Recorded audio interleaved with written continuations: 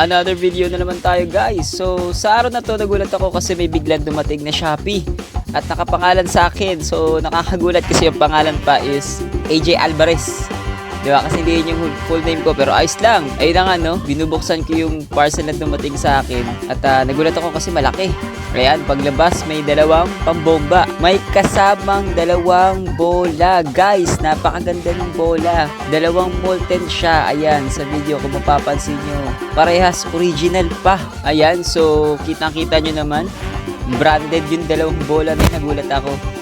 Ayan, so sinurpresa tayo ni Sir Marlo. Ayan, si Sir Marlo, ang aming team consultant ng Team Rodriguez Royals. Maraming salamat Sir Marlo. Ayan, no, kitang-kita nyo naman sa mukha ko na excited ako kasi nadagdagan na naman yung bola ng team. So talagang dagdagamit. Actually, nakabili na ako ng ng cones para sa pag-iensayo namin. At sa mga iba pang activities namin. So ayan. So dalawang bola siya tapos may extra dalawang pambomba. Yan, may kasama ng pin yan guys ha. Kita nyo naman sa video.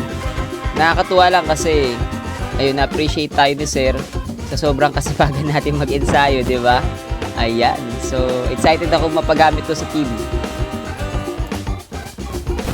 Ayan, may kasama pang net. Ayan. So, again, Sir Marlo, maraming salamat sa regalo mo sa akin, Sir. Ayan. Ano na to? Dalawa na to. Pang Pasko at pang New Year. Wala kasi kaming Pasko eh. Ayan. So, maraming salamat ulit, Sir. Ayan, para sa team. Ayan, marami na tayong bola.